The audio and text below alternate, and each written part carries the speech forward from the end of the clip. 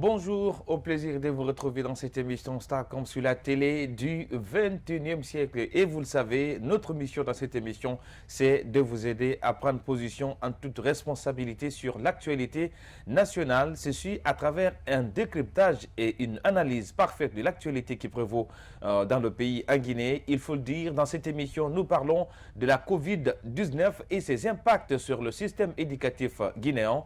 À noter que pour la première fois, la Guinée enregistre un nombre record de 262 cas de guérison contre 62 nouveaux cas testés positifs à la date de ce lundi. Il faut rappeler tout simplement que depuis le mois de mars, la Guinée connaît notamment, enregistre au total une comptabilité de 2863 cas confirmés du Covid-19. Un peu plus de la moitié des patients sont sortis des centres de traitement selon l'Agence nationale de sécurité sanitaire. On déplore de deux nouveaux cas de décès hospitaliers portant le nombre de morts dus au Covid-19 à 18 désormais.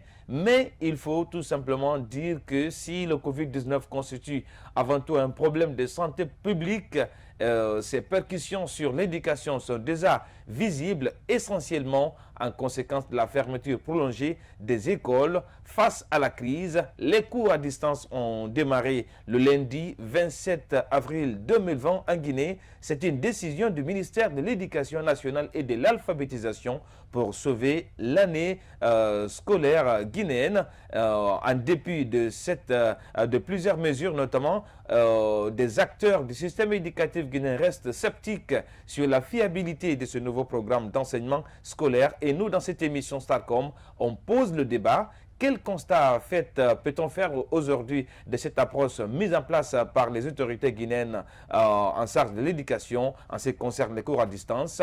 En dépit de ces défaillances, pouvons-nous organiser les examens nationaux cette année avec cette crise sanitaire? Quelles sont également des recommandations qu'on peut entendre de nos invités pour éviter une année blanche? Ce sont entre autres des questions que nous tenterons de répondre avec nos invités. Et le premier des en ligne, ce n'est autre que M. Aboubakar Souma, secrétaire général de SLEG. Général, bonjour et bienvenue dans l'émission Sarcom sur la télé du 21e siècle. Bonjour, monsieur. Alors, merci d'avoir accepté notre invitation. On va commencer cette émission par cette première question d'entrée. Alors, Général, vous, de votre regard, quelle est l'observation que vous faites sur l'impact de la crise sanitaire sur le système éducatif guinéen? L'impact de la pandémie? Oui, de la pandémie, coronavirus. Comme vous le savez, cette pandémie a un impact très grave sur le système éducatif guinéen, en particulier, mais sur le système éducatif mondial en général. Parce que c'est une pandémie qui ne concerne pas seulement la Guinée, c'est tous les continents du monde. Donc, l'impact est assez important, très grave. C'est ce qui fait qu'aujourd'hui, toutes les écoles sont formées à tous les niveaux. Notre gouvernement a eu, n'est-ce pas, la décision, n'est-ce pas, dans l'application de ces mesures, n'est-ce pas, de fermer les écoles pour ne pas que la propagation, n'est-ce pas, de cette pandémie, n'est-ce pas, gagne une dimension qu'on ne peut plus maîtriser. Donc, cette pandémie, n'est-ce pas, a fait qu'aujourd'hui, les écoles sont fermées. Et l'économie est arrêtée, les activités sont bloquées, les populations sont confinées, n'est-ce pas, à tous les niveaux presque. Donc, cette maladie a vraiment impacte négativement les activités en général, et le système éducatif en particulier. Alors, Général, il faut rappeler que, parlant de cette crise sanitaire liée au Covid-19, il y a eu beaucoup d'approches utilisées par l'État guinéen en ce qui concerne le secteur éducatif guinéen.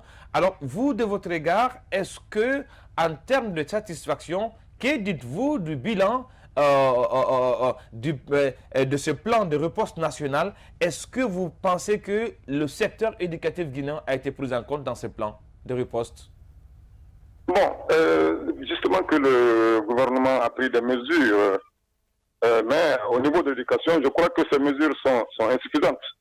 Parce qu'aujourd'hui, comme vous le savez, les écoles d'air sont fermées. Et par rapport à l'enseignement, n'est-ce pas, en ligne qu'ils ont aussi programmé, ça aussi, ça ne se déroule pas de façon satisfaisante, puisque ça ne couvre pas la majorité des élèves. Et comme vous savez, qu'en Guinée, il y a plus de pauvres que de riches. C'est seulement les enfants des riches, de ceux qui ont les moyens, qui peuvent suivre les cours. Et lorsque nous pensons aussi à l'éclairage, n'est-ce pas, l'électricité manque dans presque toutes les préfectures. Et à Conakry ici, vous le savez, il y a du délestage, n'est-ce pas, à tous les niveaux, ce qui impacte négativement le suivi de ces cours-là, n'est-ce pas, par les élèves. Parce que ce n'est pas non seulement ce n'est pas tous les parents d'élèves qui peuvent détenir, n'est-ce pas, les postes téléviseurs, ce n'est pas tous les parents d'élèves qui peuvent acheter les téléphones Android pour leurs enfants, ce n'est pas, n'est-ce pas, tous les parents d'élèves qui vivent dans les quartiers où il y a le courant. Donc, ce qui fait que la majeure partie des élèves ne peut pas avoir accès à ces cours en ligne-là. Donc, je crois que ces mesures-là ne sont pas vraiment satisfaisantes du côté de l'éducation. Alors, est-ce que selon vous, Général Aboubakar Souma, dans cette crise, est-ce que le syndicat des enseignants a été pris en compte par l'État dans l'élaboration de toutes ces approches-là en ce qui concerne d'abord l'organisation des cours à distance? Est-ce qu'on vous a avisé en ce qui concerne notamment la matérialisation de ce programme? Comme vous savez, nous, le gouvernement considère le SLED comme son ennemi, puisque nous avons engagé, n'est-ce pas, des revendications, n'est-ce pas, auprès des autorités guinéennes. Donc aujourd'hui, nous sommes considérés comme des ennemis du gouvernement. Nous n'avons été ni de près ni de loin associés, n'est-ce pas, dans la prise de décision concernant les mesures palliatives au niveau de l'éducation. Le SLED n'a pas du tout été associé. Peut-être que d'autres syndicats de leur création, les syndicats avec lesquels ils peuvent travailler, ils ne représentent rien sur le terrain.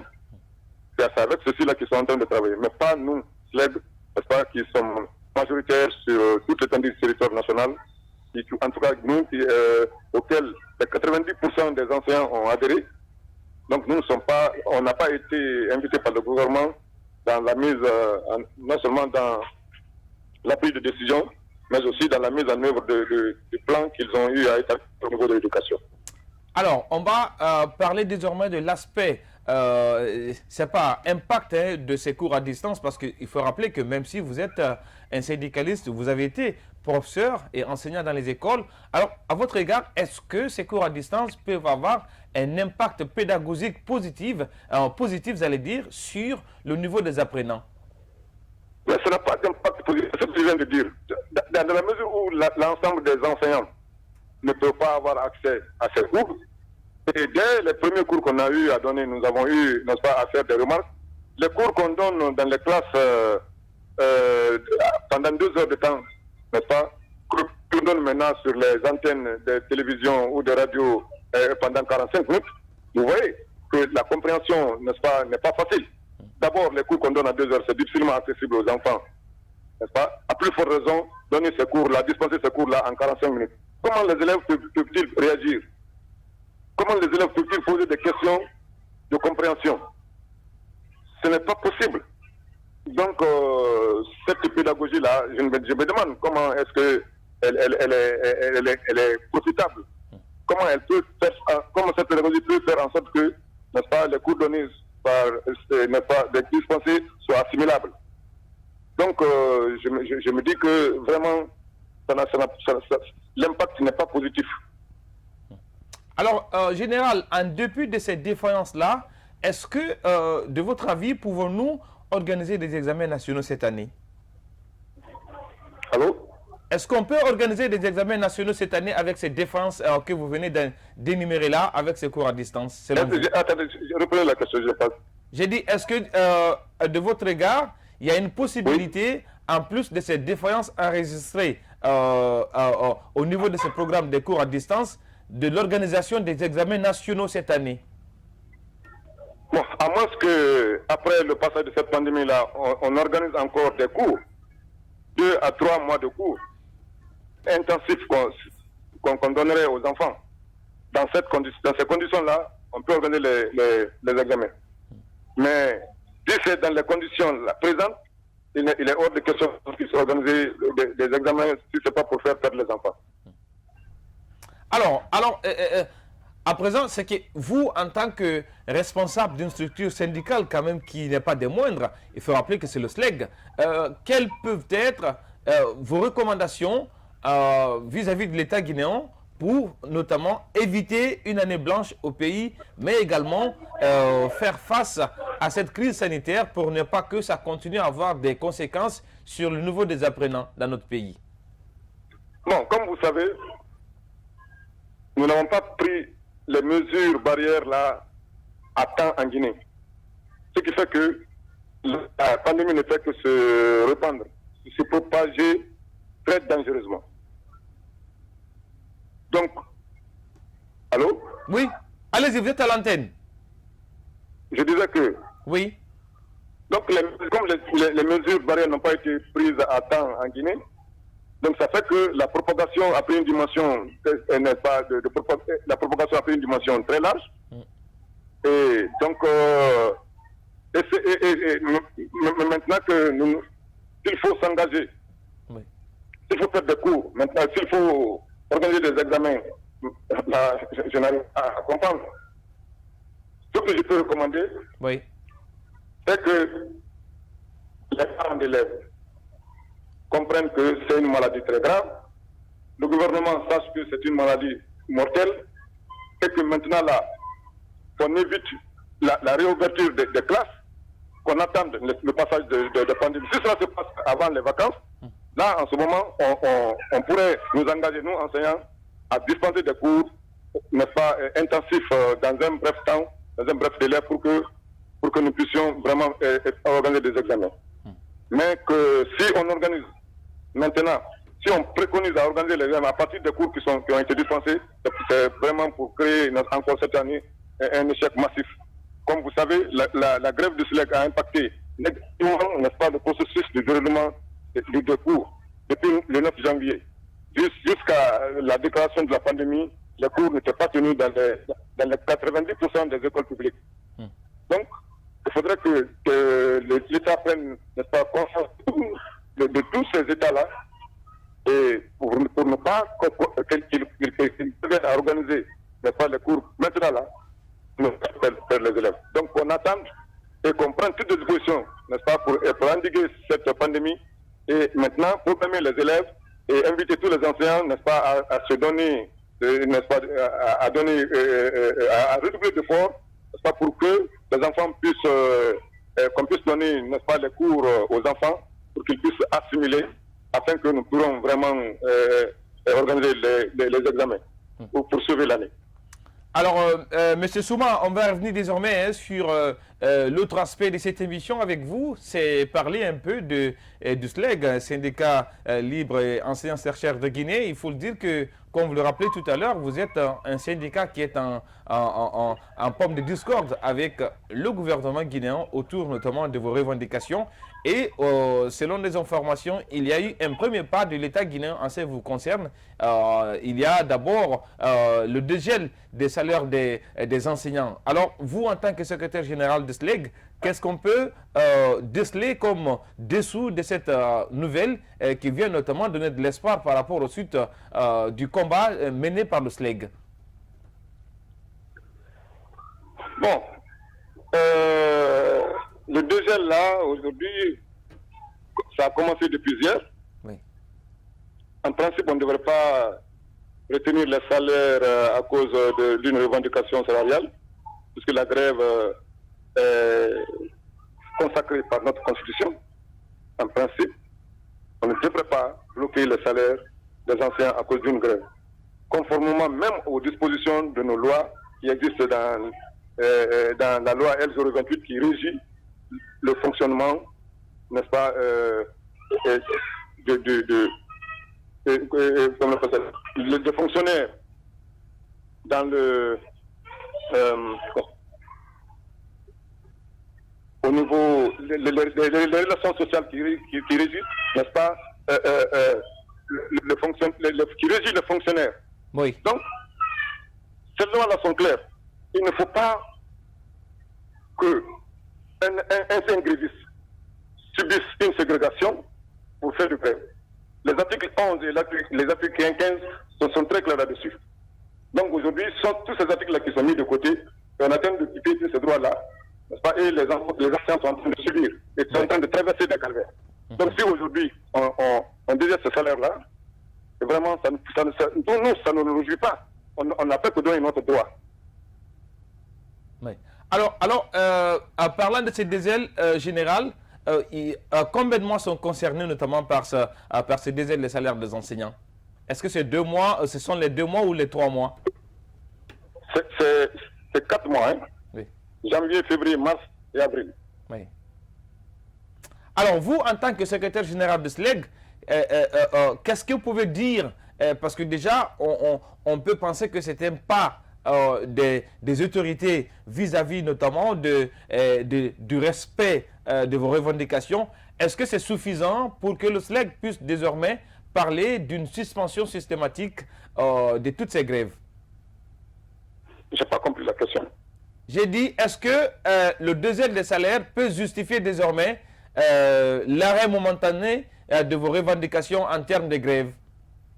Oui, à cause de la pandémie, nous avons adressé une correspondance au gouvernement dans laquelle nous avons notifié la suspension de la grève et une deuxième correspondance dans laquelle nous avons notifié aussi la reprise des cours dès la réouverture des classes. Donc, nous sommes prêts à travailler, mais le paiement n'est-ce pas, ce dégel-là, oui. N'est-ce pas, nous c'est pas que de ça que nous avons que nous avons accepté de reprendre les cours. Non, ce n'est pas à cause de ça. Mais nous avons accepté parce qu'il y a la pandémie. Ouais. Alors, général, en cette période de crise, en tant que secrétaire général du syndicat libre et chercheur des enseignants de Guinée, alors vous, quel est le message que vous avez aujourd'hui à lancer à l'endroit des parents d'élèves, des élèves même aujourd'hui qui parfois pensent qu'ils sont abandonnés par l'État en ce qui concerne cette crise? Quel est votre message à l'endroit de ces parents d'élèves et pourquoi pas de ces élèves qui vous écoutent actuellement sur la télé du 21e siècle? Le message que j'ai adressé à l'endroit des parents d'élèves, c'est qu'ils comprennent que les revendications que nous sommes en train de faire, c'est dans le but de qualifier le système éducatif à travers la formation qu'on donne à leurs enfants. Donc, que ce n'est pas des revendications fantaisistes, comme le disent nos détracteurs. Donc, ils comprennent que le sens de donner une bonne formation à leurs enfants pour qu'ils aient, n'est-ce pas, une formation rassurante, les permettant d'être compétitifs sur le marché de l'emploi. Donc, aux élèves aussi, c'est le même message. Ils comprennent que ce n'est pas justement un refus, ce n'est pas une négligence, mais qu'ils comprennent que ce que nous voulons éviter, c'est pour restaurer l'autorité de l'enseignant vis-à-vis des élèves. Puisque aujourd'hui, les enseignants ont perdu leur autorité parce qu'ils réclament même de l'argent aux enfants. Ouais. Donc, les conditions de vie qu'ils sont en train de vivre, n'est-ce pas, sont très précaires. Et c'est pour justement transcender cette situation-là que nous avons demandé à augmenter, n'est-ce pas, nos salaires. Donc, qu'ils comprennent cela, que nous sommes là pour eux. Nous-mêmes, nous sommes frustrés par le fait que jusqu'à présent, le gouvernement ait pris tout ce temps à ne pas faire face à nos revendications. Mais qu'à cela ne tienne, nous sommes encore prêts à reprendre les cours et à nous donner, n'est-ce pas, à fournir beaucoup plus d'efforts pour vraiment leur donner une formation de qualité. Alors, cette dernière question générale à vous, il faut rappeler tout simplement que le SLEG, au sein du SLEG également, il y avait quelques bisbilles avec ces cascades de démission et même cette opposition à l'interne. Quelle est la sérénité qui prévaut, qui règne au niveau du SLEG aujourd'hui, après tout ce temps? Est-ce que vos soldats sont aux mêmes amers ou bien il y a toujours des bisbilles de leadership, comme on l'a constaté les mois derniers? Écoutez, il y a la sérénité qui caractérise toutes nos structures. Les enseignants se sont engagés et ils sont prêts, n'est-ce pas, à répondre à tout appel qu'on leur lancerait. Et vraiment, cette rétention de salaire-là, ce jet de salaire-là, n'a pas impacté leur morale. Plutôt, ça les a galvanisés. Donc, nous, tous les enseignants sont prêts à notre niveau. Vraiment, il n'y a pas de différence. Ceux qui n'ont pas voulu respecter les consignes prises ensemble par l'Assemblée, on nous a quittés. Ils ont prêté le franc, ils ont écouté la partie gouvernementale qui les ont corrompus. Donc, nous restons nous-mêmes, nous restons droits dans nos bottes à continuer, n'est-ce pas, à défendre les intérêts des enseignants. En tout cas, tant que nous vivons, autant que faire se pourra, nous nous battrons pour améliorer les conditions de vie des enseignants. Alors, Monsieur Aboubacar Souma, il ne me reste qu'à vous dire merci d'avoir accepté notre invitation. Merci beaucoup, monsieur. Au revoir. Et nous revenons sur ce plateau. Il faut dire tout simplement que nous parlons de la Covid-19 et ses impacts sur le système éducatif guinéen. À noter que pour la première fois, la Guinée enregistre un nombre record de 262 cas de guérison contre 62 nouveaux cas testés positifs.